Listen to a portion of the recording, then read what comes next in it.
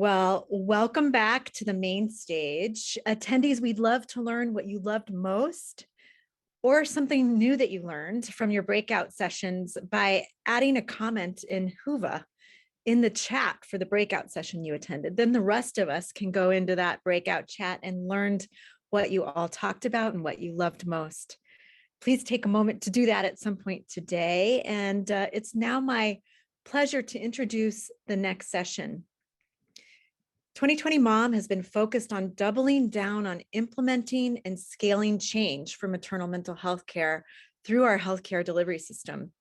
Because 98% of births are still happening in hospitals here in the US, we recognize that hospitals can play a vital role in scaling change as they serve as the hub for birth.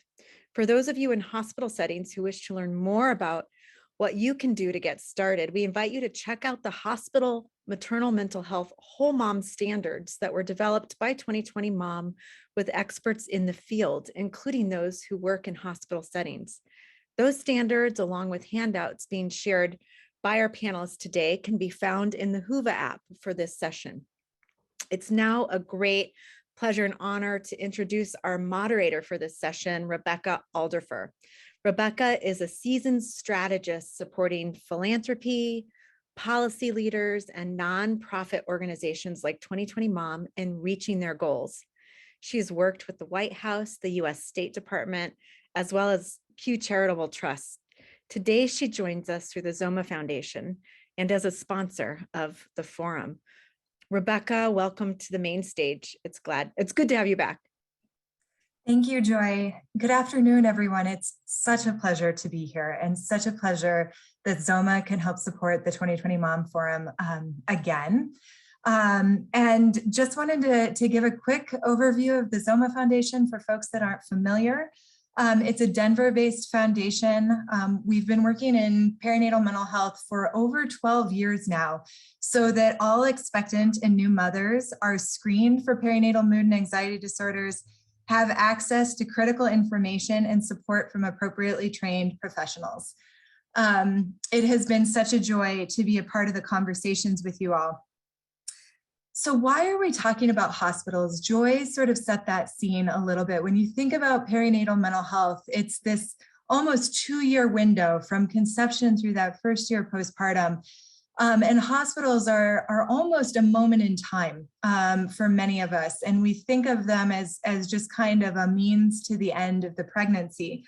However, that's not the way I view it. And it's not the way Zoma has done our work. And these panelists will share so much that can happen in that hospital setting and why the quality, the care transitions, and the work that they're doing is so important in helping to transform this space. So just to give a couple of reasons why I see hospitals as a critical component of this conversation. As Joy mentioned, they have a huge market capture. 98.4% of births are in a hospital setting. Now that's a 2017 statistic. Perhaps things have changed slightly with the pandemic and certain shifts in the way folks are viewing birth, but that's a huge number. You go to a hospital potentially for preparing for birth. There's classes, there's lactation consultants there. Sometimes you're meeting with nutritionists. It's a place where there's a warm handoff between an obstetrician and a pediatrician. When I gave birth, you couldn't be discharged without having a pediatrician on record and somebody who was likely to see you around the same time that your obstetrician was also making sure that things were going okay. It's a chance to introduce and normalize perinatal mood and anxiety disorders with family members, with those that are coming to visit, with partners, with aunts, with grandparents, and others that might be involved. And lastly, not lastly, I'm sure there's many more reasons, but the last that I'll raise is that hospitals are also a place that are focused on community benefit. How are they positioning themselves in the community? How are they supporting the health of the community and the population in which they exist? And supporting some of those partnerships outside of their four walls. For this reason, the Zoma Foundation has invested over a number of years in all of the major birthing hospitals in Colorado, 5 in particular, to make sure that we're setting up these systems to really create the transformational change and then spread that out throughout their networks and their sectors of influence across the state of Colorado. It has been an incredibly rewarding and impactful approach to this work. And now we're seeing it spread beyond the places where we've spent time and investments as well. I think you're going to learn from all of our panelists a bunch of different strategies around hospital quality, the ways that they've approached this and why it's so important, and I can't wait for you to meet them. So without any further comments from me, I'm going to introduce our first panelist, Aisha Syada from the American Hospital Association. Aisha, welcome. Thank you, Rebecca. Hi, everyone. My name is Aisha Syada. I'm a program manager at the American Hospital Association. Deb Kilday from Premier Incorporated. All right. Oh, there we go. Hi, everyone. My apologies. I thought I was unmuted. I am Deb Kilday. I am a principal at Premier and lead Premier's Women and Infant Services. Thank you, Deb. Dr. Raya Patterson.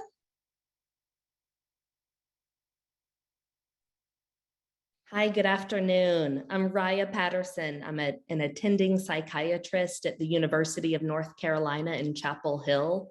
I am really proud to be the current medical provider or medical director and provider of our perinatal psychiatry inpatient unit. This is a specialized 5-bed psychiatry unit for women who are pregnant or postpartum and needing an inpatient level of care. Perfect. Jenny Torti. Good afternoon. My name is Jenny Torti, and I am System Director for Perinatal Behavioral Health at Common Spirit Health Women and Infants Clinical Institute. Great. And Heather Hagginson.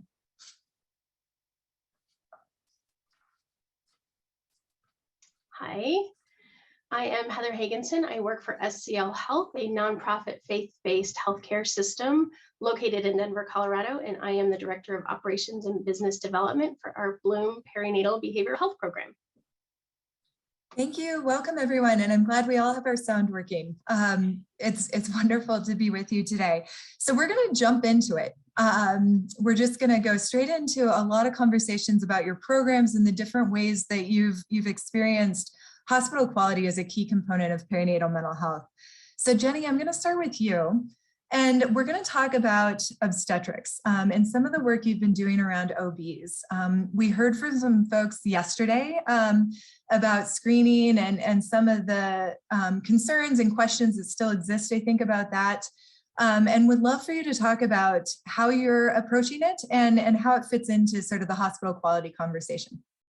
Absolutely. Thank you so much for that introduction. So to give you some background on our maternal mental health program, in 2016, Dignity Health executive leaders identified maternal mental health as a priority initiative. And we convened a multidisciplinary committee, including OBs, social workers, case managers, and behavioral health practitioners to just develop a comprehensive toolkit for maternal mental health screening. So engaging OB providers at the beginning of the toolkit and program development has really been critical to our success. So this committee, inclusive of our OB providers, decided to use the Edinburgh Postnatal Depression Scale for inpatient screening. And they were aware that this tool wasn't originally developed for immediate postpartum inpatient use, but they felt that it was the best practice because it captured both depression and anxiety. So again, getting input from our OB providers was critical. And then also as part of our toolkit, all of our perinatal nursing staff and providers received education on maternal mental health. So for providers, this included lunch and learns, monthly calls to share education on maternal mental health prevalence, risk factors, health impact, and also reinforce recommendations such as ACOG and AAP. So the main goal of our project was really to ensure that every patient was educated at the bedside and that patient education materials and community resource lists were provided to each patient. So we learned pretty quickly that we needed to put in some safeguards in place prior to discharge to ensure that all patients who screened at risk or at major risk for depression and anxiety were assessed by a social worker and that their OB provider was notified. This was very, very key to ensure that continuum of care post-discharge. So some of the core issues that we've encountered were concerns about how this would be adopted, right, in the acute care space, especially with our OB providers and our nursing staff. However, I'm really happy to share that the adoption of this initiative has just been overwhelmingly positive. And even during COVID-19, the 29 facilities implementing screenings have met our performance target. Another concern was whether we would have resources to refer to. And I know this comes up quite a bit, right? Why screen if you don't have resources to refer to? But we really address this by having tailored community resource lists created for each of our hospitals that included national, state, and local maternal health resources. So this was a pretty bold move to implement this screening program 5 years ago when there weren't that many resources available, but we knew that the need existed, and at least we could educate our patients, screen and notify our OB providers of their patient's screening score so they could follow up with them accordingly. So our goal has been to screen every patient, every time, and then work with our informatics team to measure and monitor our data using our all or none bundle methodology.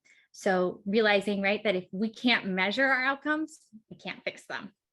So kind of moving forward, these identified issues that I've mentioned before are critical for us to address as our team looks to scale this program nationwide. So to give a little context to this, 2 years ago, Dignity Health joined with Catholic Health Initiatives to form Common Spirit Health.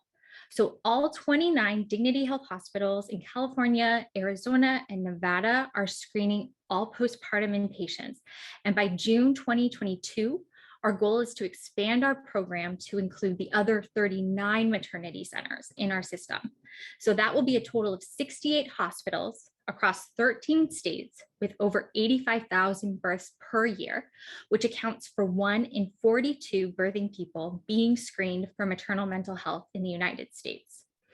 So we're looking to expand our reach with this next rollout to include the most vulnerable populations, especially focusing on our NICU families, addressing substance use disorder as a major comorbidity for maternal mental health. And we're also going to be looking at our maternal mental health data through the lens of health equity. So for instance, that includes incorporating race and ethnicity, payer mix into our metrics. So the Women and Infants Clinical Institute is also going to be forming an ambulatory council, and we'll be expanding inpatient screening into the outpatient setting. So we're going to build on those established relationships with OB providers to continue to interface on addressing maternal mental health. And we are very hopeful that we will have some positive outcomes and data to share the next time we're all together. Thank you.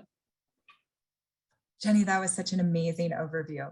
And I smiled as you were describing the Common Spirit organization, because I think I have a whole diagram somewhere because it's a complex organization and with such a far reach. I wanted to sort of cheer and yell hooray when you talked about how many people you're touching, how many lives. It's wonderful. What I love about this panel is we're touching on hospitals from a lot of different perspectives. So I'm going to turn to Dr. Patterson and talk about inpatient psychiatric care, which is different than labor and delivery, and it's different than the ER, the NICU setting. In the October perinatal mental health issue of Health Affairs, there was a whole article that talked about mom-baby inpatient units, and it was focused on the experience in the United Kingdom and really giving a compare and contrast with the system that we have in the United States for thinking about inpatient psychiatric care with new moms. Can you give us, sort of an overview of what the system in the United States, if we can call it that, looks like, and some of the major issues around policy and payment and quality that keeps you up at night? Yes, Rebecca, thank you. I'm really glad that you mentioned this article, and I think I'll give a little background just so that we're all on the same page. So this article is talking about really kind of the gold standard treatment for women in the perinatal period who are suffering with such serious mental health concerns that they need to come into the hospital. So talking about, really scary cases where people are feeling really unwell and where their families are exhausted and really scared. You mentioned the UK, and in the UK and in France, I think both have around 20 mother-baby units, and a mother-baby unit is essentially a psychiatric unit where mother and baby are admitted together. And the idea is that they get treatment together. And so that as mother is getting well, she is forming an attachment and a relationship with her child.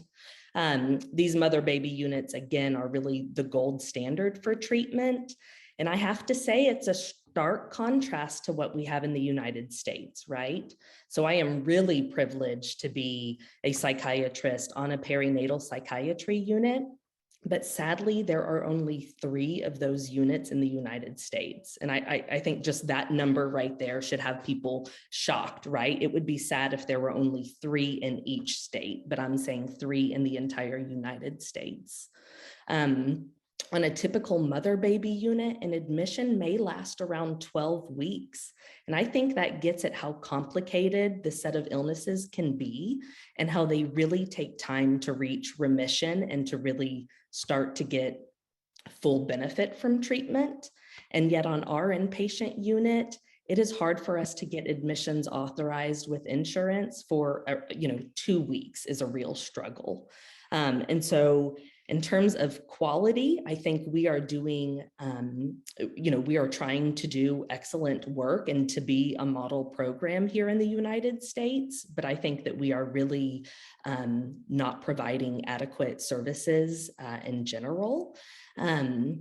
I will say that I see people from all over the United States who are desperate to get into treatment and who travel across state lines to have a psychiatric admission. And they just tell me stories about how they've been looking for treatment and their families have been looking and their providers have been looking, and just how difficult it can be. Did I answer all the questions? Oh, I was going to mention the component about, why are we having such a hard time establishing a mother-baby unit in the United States?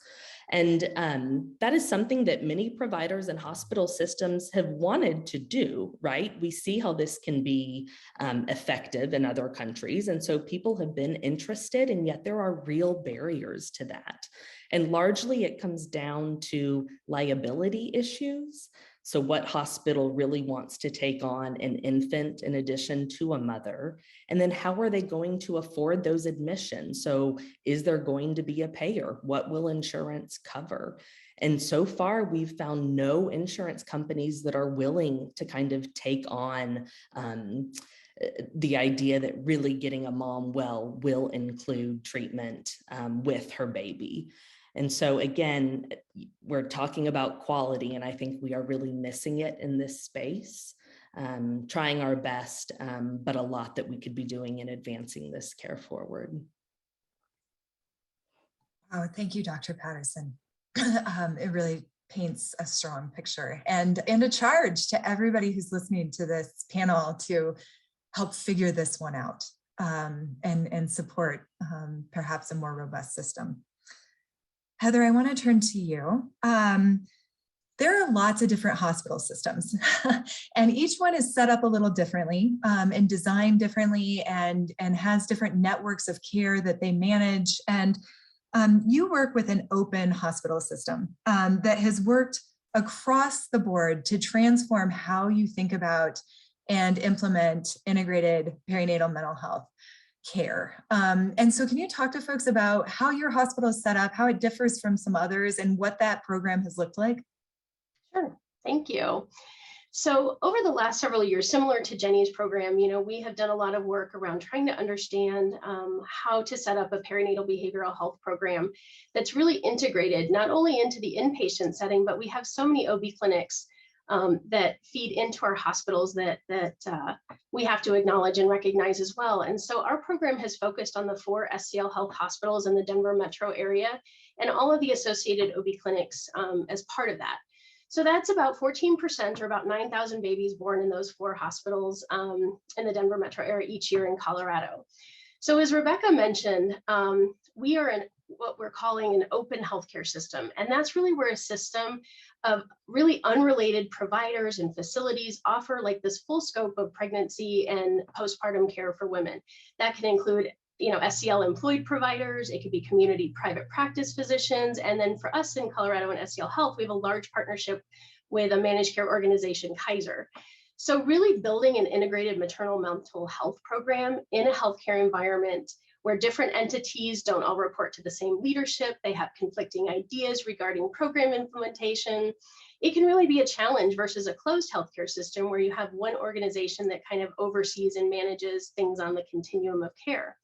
So our opportunity really was to figure out how a large open health system could implement an evidence-based continuum of maternal mental health services integrated all into the OB setting. And so we really looked at how do we accomplish this? And we did it in kind of a three-prong approach. We created a universal mental health screening during and after pregnancy using the EPDS screening tool. We established a universal score-based response to positive screens and by providing further assessments. And then the third one is providing the treatment and referral interventions within our SCL Health system through our Bloom Perinatal Behavioral Health Program, and then as well as alignment with our community behavioral health providers. So we really tried to look at how does a woman move through her pregnancy and postpartum care, and we realized that things in our system were really functioning in silos and there was no standard of care. So we really set out to take a whole different approach to maternal mental health screening. So in our program, we actually cross-cut through the women's service line and follow a pregnant person through their own unique journey. And so at the different touch points, but with that standard universal screening includes both the inpatient and outpatient setting as a health system. So the very first touch point of screening starts at their first new OB appointment, again in the second trimester at about 24 to 28 weeks, and then prior to discharge in the hospital after birth, and then at 6-week postpartum. So for us, having these 4 universal screening touch points really allows us to identify as early as possible so we can take a proactive approach, identify, get resources, support in place instead of a reactive approach when it's at a crisis. We also screen at our high-risk OB inpatient units and the NICU. And again, it's this constant flow of information between as the patient moves through our system. So because we're an open healthcare system, we can only encourage and we can't require all of our non-SCL employed practices to adopt this universal screening. So that's been a little bit of a challenge. So we looked at other ways of exit and entry points into our system that our patients are coming from these private practices or from within the managed care organization. And we found other places that we could screen: maternal fetal medicine, OB triage, our lactation clinics. So that way we're filling the gap of if someone isn't screened, we're providing additional opportunities kind of through other points of entry. So I think that's been a real success in closing that gap and identifying those women. So in 2020, we actually screened almost 9,000 women. And in 2021, we screened over 11,000 women in both the inpatient and outpatient settings. And when we look at metrics for how we measure that, we look at how many women are being screened, who has had a positive score, what referral and treatment services have they accessed and utilized. So we actually set a pretty high bar right out of the gate and said on the inpatient and outpatient side, we wanted a goal of 90% of anyone giving birth will be screened prior to discharge, and 90% will be screened at their new OB and their 6-week postpartum visits. And so we met that metric pretty quickly. We had a lot of buy-in. We would send out graphs, celebrate wins, look at barriers to why someone maybe couldn't meet a particular metric. And we have now in our Epic Health system created a dashboard that any of the inpatient unit managers can see at any particular time what their screening rate is, what their positive screening rate is. And we actually just this year have set a new metric of 95% screening rate, and we are confident that we will be able to meet that metric as well. And I think, again, it's just setting that expectation. One of the things that I am really excited to share is we are just about to roll out a system-wide policy requiring universal maternal mental health screening in our hospitals and our OB clinics, which I think just shows that we have made a huge shift in our culture just around the screening and treatment around perinatal behavioral health. So thanks for letting me share about that. Wow, Thank you. And I love that you talked about setting out that standard and then figuring out how you can make that culture shift. And we might come back to that later if we have time, because I think it's really, really important. Several of our panelists have talked about data and what they were seeing out there and what sort of inspired them to work on quality. And so we're going to turn to Deb to talk a little bit about Premier's work and the partnership that you have with the U.S. Health and Human Services, which includes a huge data component. And Deb's actually going to share with us just a few slides about some of the insights that they're seeing from this really robust data source that tracks women over their pregnancy and postpartum period. Thank you, Rebecca. I appreciate that. And I look forward to sharing these slides with each of you. It's an important question when asking about data, and I love hearing about all the work that each of the panelists is doing, and hopefully each of you are doing associated with improving the overall outcomes of women with mental health disorders. So for some background, Premier is a healthcare improvement organization. We have over 4,400 hospitals and over 225,000 different provider and healthcare organizations to help us transform healthcare. And specifically, my role is to help transform healthcare for women and infants. Our work, as mentioned by the U.S. Department of Health and Human Services, is to leverage Premier's rich data set and performance improvement methodologies to scale advancements in care for mothers and babies. And on the next slide, you'll see that we have a two-pronged approach. Health and Human Services wants to tap into Premier's very, very rich database. We have a research database that's nearly 20 years deep.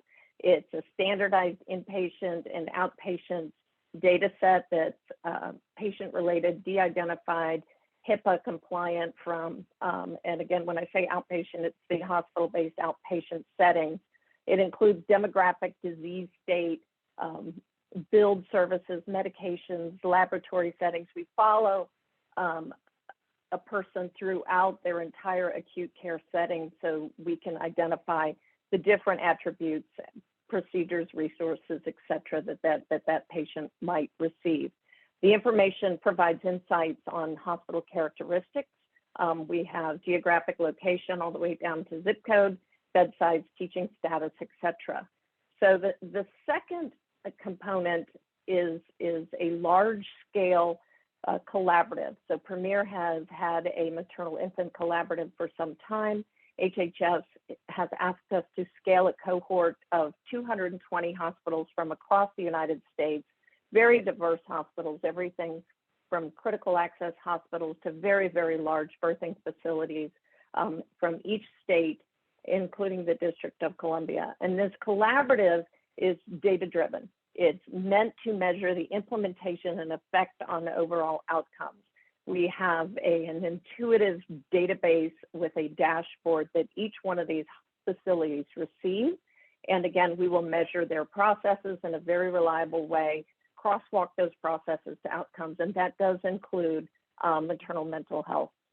The next slide, I'm going to give you a little snapshot of the data, the type of data that we can collect.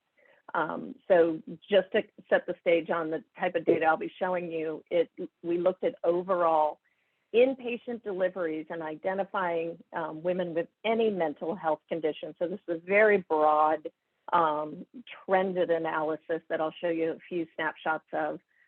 We broke this down to identify those with maternal mental health conditions and associated with substance use and those without, and then broke it down into the types of substance use accordingly. On the next slide, and I know it's a little bit difficult to read, we're seeing an absolute increase on the top left slide in the overall rate of maternal mental health conditions.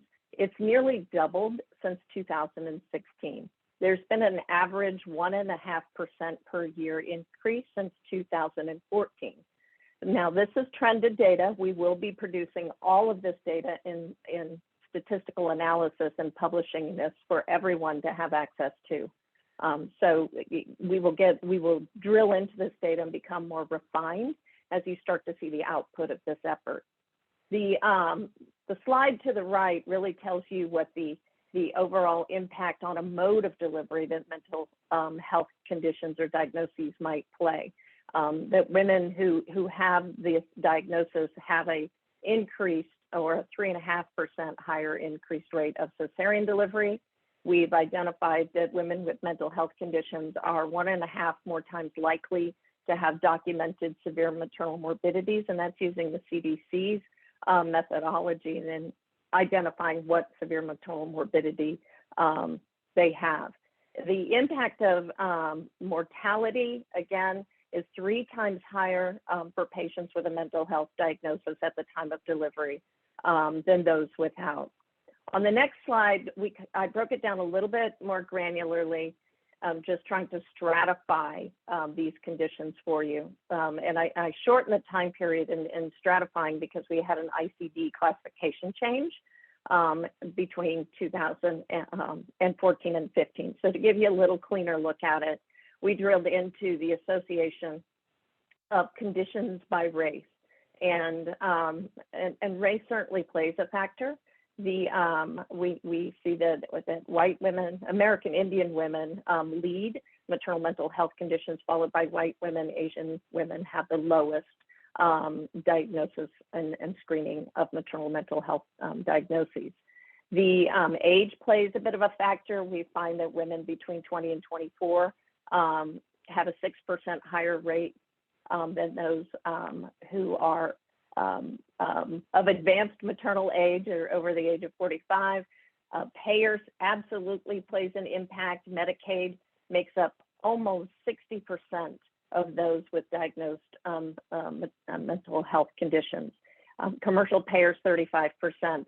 And then the graph on the lower bottom left-hand side of the screen is a little misleading. We also kind of stratified of those, what is the percentage of that population that Medicare population, for example, that have a maternal mental health condition. And Medicare has a very high rate if you look at it statistically against the overall population, but Medicaid leads significantly by far in terms of a payer. The conditions on the right lower hand side of the screen, we looked at the overall mental health conditions among deliveries, and of this, substance use rate accounts for about 25% of the overall mental health conditions rate. So substance use disorders have a significant role to play associated with mental health disorders that are diagnosed at the time of a delivery admission. On the last slide, we just really tried to break it out by rural, give you a little example of geographic locations, and maybe some of the states that are leading, that we find are leading some of the substance use rates. So we've identified that rural communities have a 3% higher rate than urban settings, but I wanted to put an asterisk by that because it can be misleading. We know that many women in rural settings have to travel to urban settings for their deliveries, particularly if they're seeking a higher level of care. So that number would probably be higher for rural communities than urban communities once we identify zip codes. Some of the top 5 states, I know this aligns with some of the national information that we've seen, that West Virginia certainly by far leads the nation in terms of those with diagnosed substance use and maternal mental health conditions. So overall, in the next slide, tried to provide you with some bullets on delivery-related outcomes and what we just covered in a more simplified manner. But we certainly have a maternal mental health crisis in the United States. We did not see in the between 2019 and 2020 a significant difference in the overall increase in maternal mental health diagnoses. It still rose at about the same percentage, but it did continue to rise. And we'll continue to follow that as we move through this study. Wow, Deb, thank you. I'm certain that for everyone that enjoys data out there on the forum that's participating with us right now, you're absolutely salivating and will want to connect with Deb after the conversation to figure out how you can go deeper. We had asked Deb to think about what are some of those points that really do point to why hospital quality is such an important issue. And I think this gives us a really good picture of that. So thank you, Deb. And so Aisha, we've heard from a lot of different hospitals. Jenny's system is nationwide. Heather's system is more regional and it's open. Raya's working in the psychiatric side of hospital care. And Deb is working with provider groups and data that spans just hundreds of maternal and infant child experiences. So from where you sit at the American Hospital Association, how are you thinking about better health for moms and babies and all of the different incentives and financial considerations and quality that your members are concerned about? Yeah, thank you, Rebecca, for asking that. So the American Hospital Association is a membership organization with over 5,000 hospitals and health systems as members across the country. And given the climate of maternal morbidity and mortality in the country, the AHA launched its Better Health for Mothers and Babies initiative over 4 years ago now, with the goal of reducing those numbers. And it was definitely something that our board was really interested in. And it's also a key piece of all of our health equity efforts. So to guide our hospitals and health systems in this journey, we developed a four-part action plan that we recommend hospitals to utilize. And many of those points, all of our hospitals on this panel touched on, is to really evaluate and act on your data, and then use your data to examine the disparities that exist to understand the root causes of many of the maternal health conditions. And third, we can't forget to engage our mothers and their families in their own care. Their voices are important. And fourth is to partner with community-based organizations. Hospitals alone can't be the sole solution of all of this. We need to partner and we need to move beyond our clinical walls to really understand the patient's needs. And then another aspect of our work is to really bring together healthcare leaders from all different types of spaces together to create resources. So we do a bunch of podcasts and case studies. And what we're learning from these podcasts and case studies is a lot of the themes that our hospitals here have identified is that we need to be screening our patients, and then we need to be have those referral and follow-up processes in place. We can't screen them and then not have those processes in place to help our patients with maternal mental health needs. And the other aspect is that we also need to make sure that we're integrating maternal mental health in the care continuum. And then also creating a culture of awareness about these conditions. I think some of things, mental health is one of those topics that we kind of are afraid of talking about. There's stigma around it. So really creating safe spaces for women to share their stories.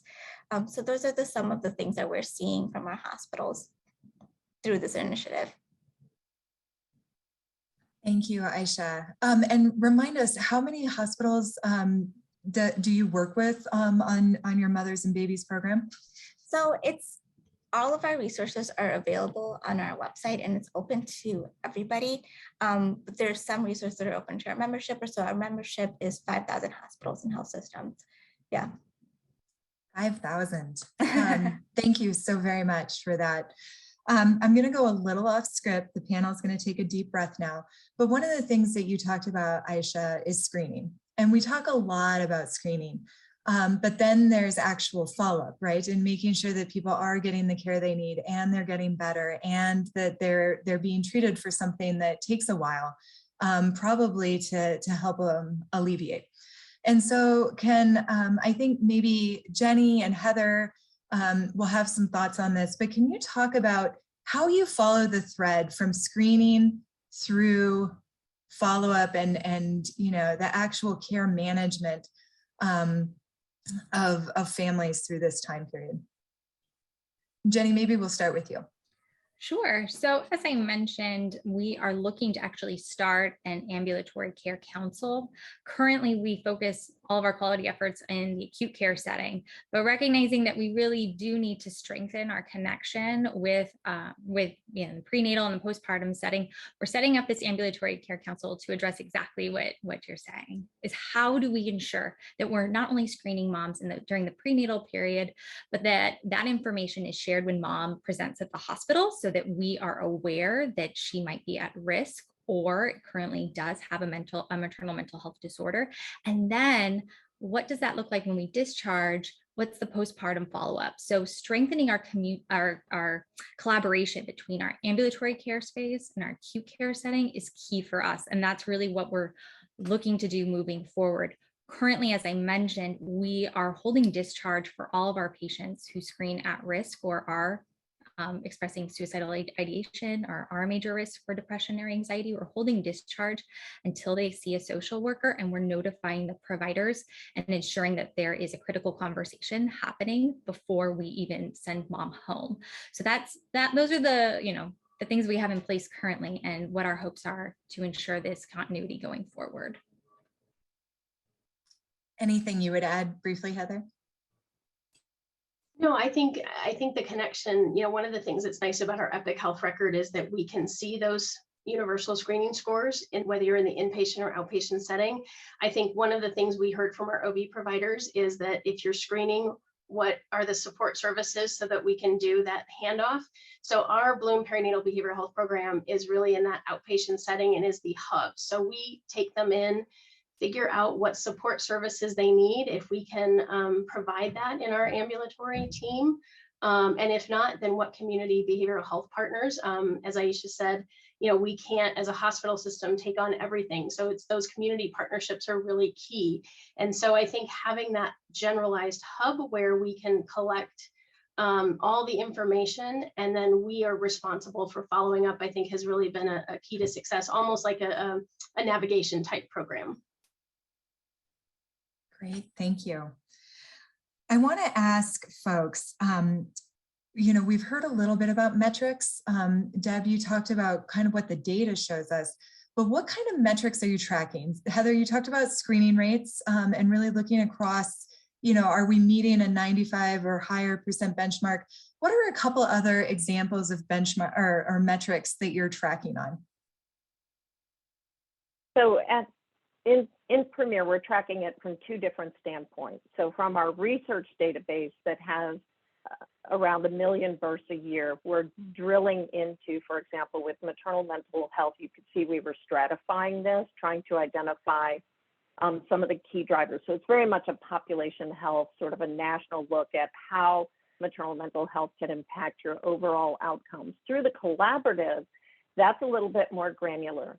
So in the collaborative, we work with wonderful organizations such as Common Spirit, where we identify the implementation of evidence-based practices and the expectations that you should have in place as a birthing facility.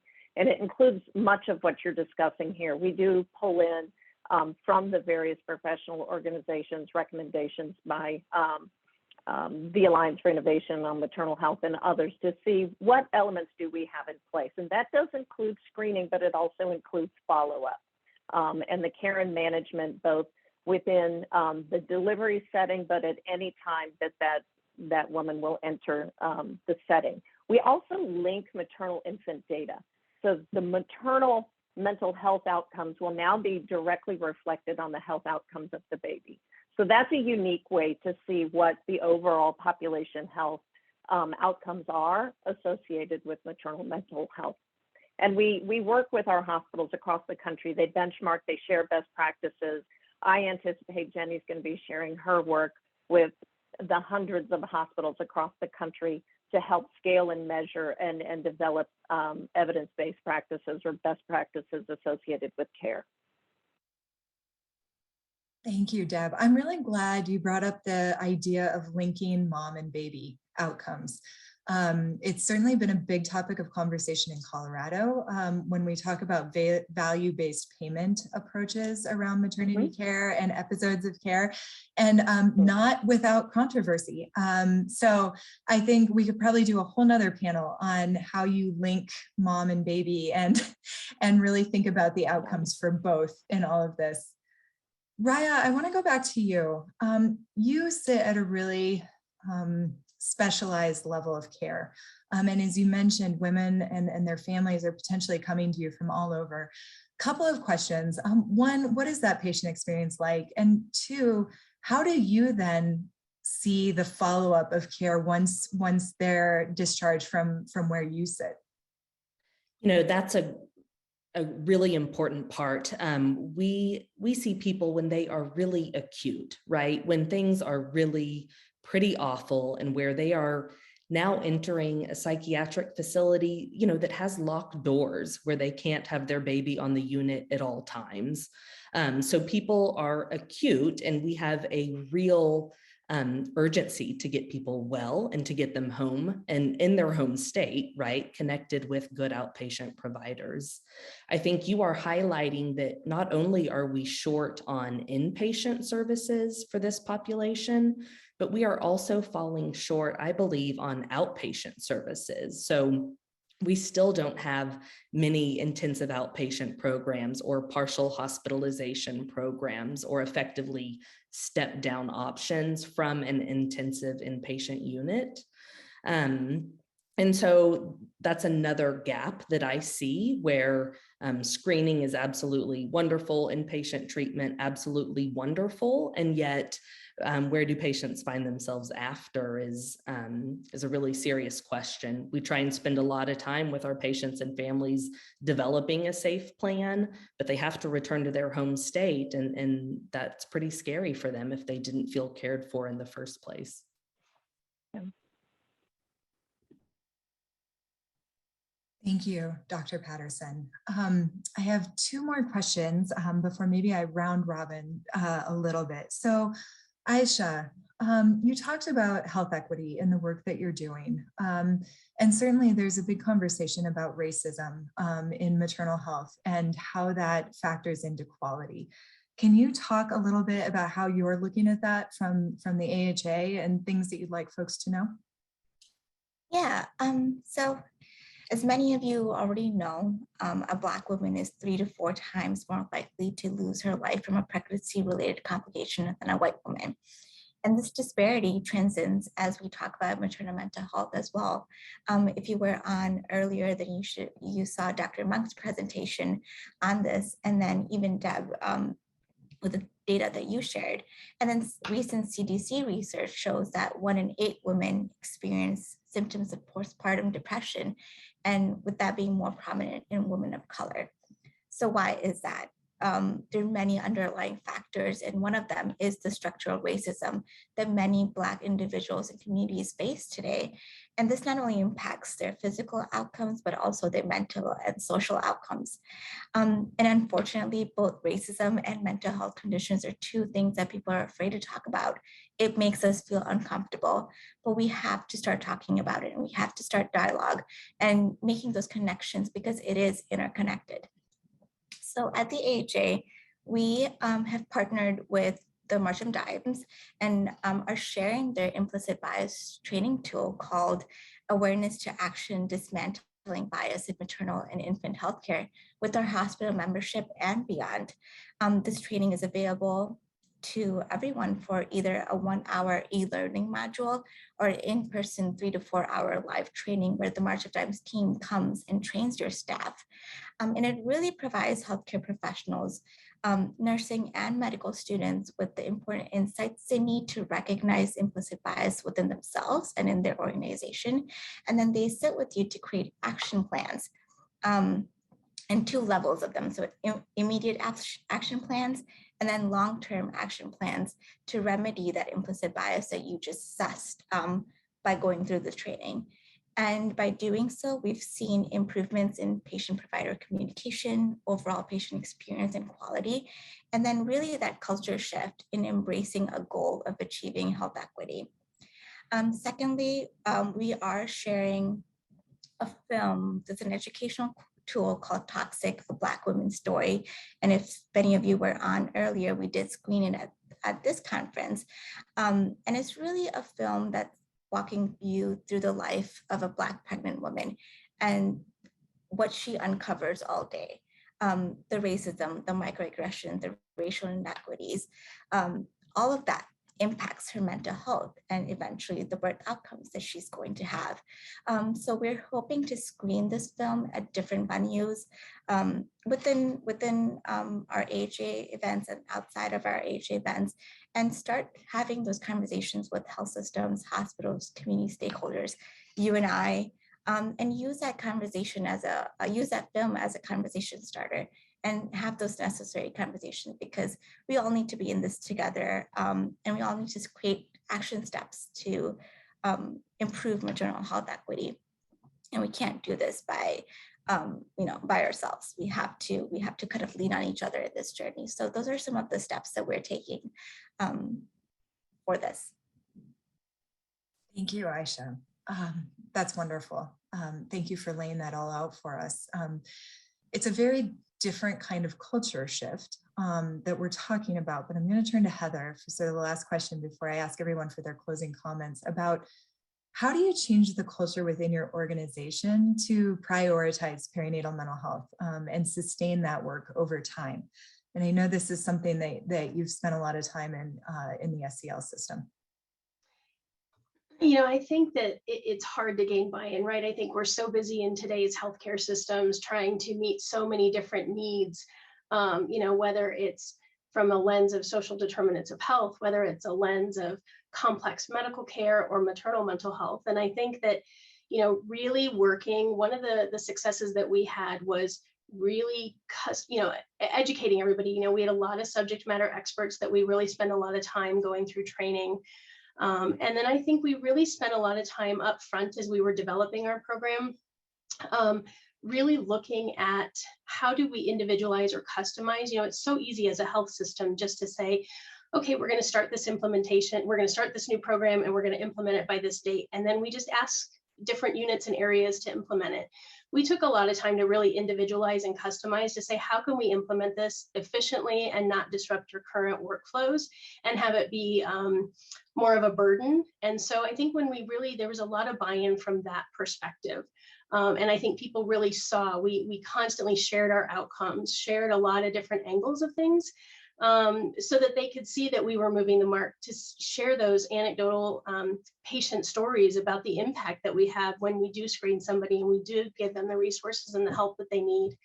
And so I think that when you are in that constant initiative building of a new program, when you can share that information, it does change culture. And I think that we show the importance of that, of working together, even within our own healthcare system, from the outpatient to the inpatient setting, and celebrating the wins and, identifying the barriers and understanding that they're real, and how can we partner together to overcome that barrier instead of just saying, well, you need to do this.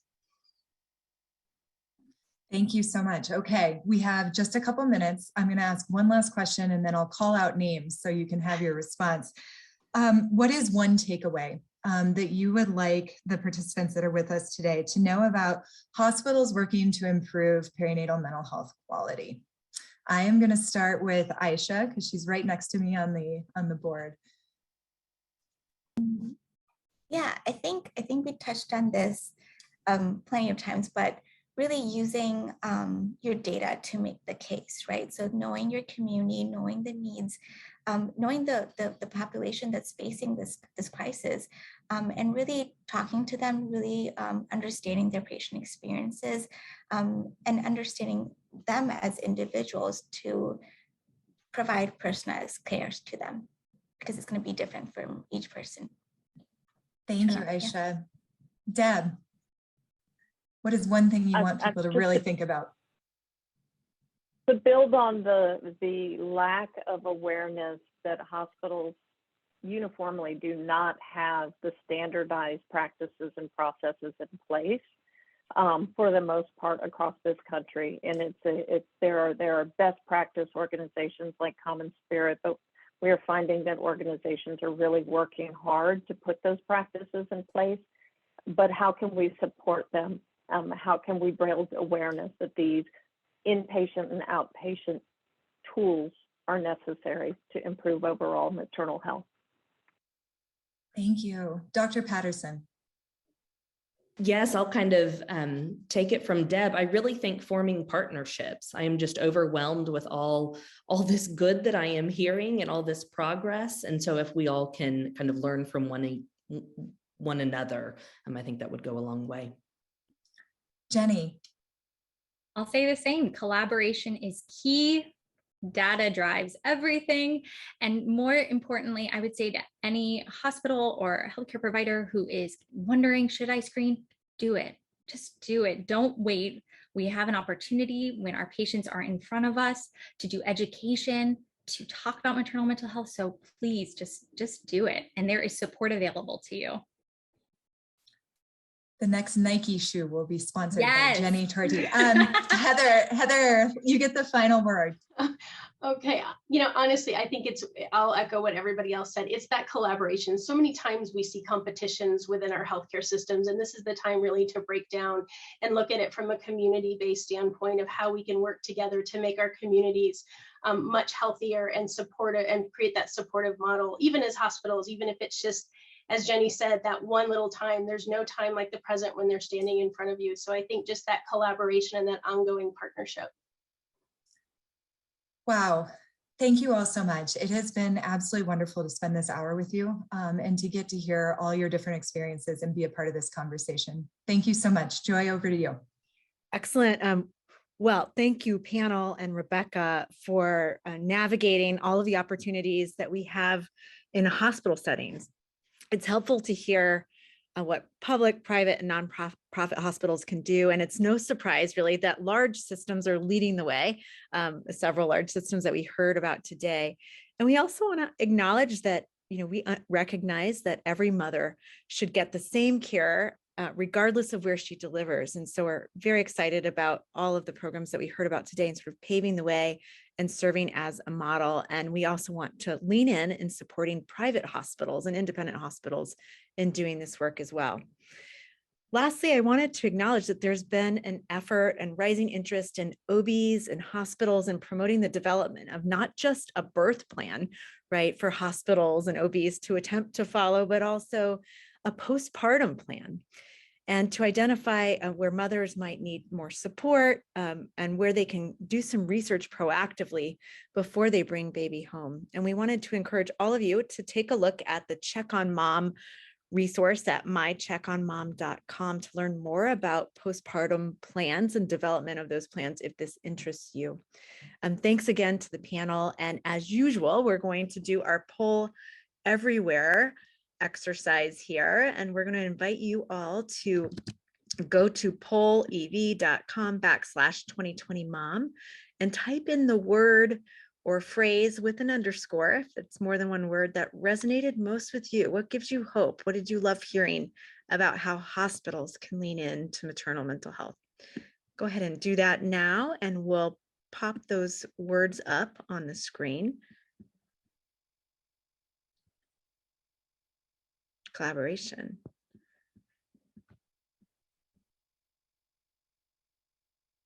Care, partnership, inspiration. Mother-baby unit. Let's get those to the US. Raya, it was helpful to hear from you that it's really a funding opportunity. And I believe there's some CMS restrictions in place around Medicaid reimbursement in particular. So we'll unpack those together with you and others to see what we can do to change those policies. More mother and baby units, inspiration, partnerships and advocacy, wellness, coordination. Well, it's fitting, I think, that collaboration is in the middle and the biggest word. Thank you again, panel, and Rebecca, for moderating this important conversation. So with that, we will again put the final word cloud in our Whova app, so you can check that out later. And we're also getting to watch Monica, who's doing our illustrations and how she's putting together this panel in particular. I love seeing gold standard in the middle of that illustration. We'll be able to check out her final illustrations for each panel today and tomorrow as well. We're going to take a 10-minute break, and then we'll be back on the main stage at 1:15 Pacific time. So join us back here. You will not want to miss this panel on maternal OCD and intrusive thoughts. It's something all of us should know about and understand the nuances about if we're doing work supporting mothers. So we'll see you back in 10 minutes.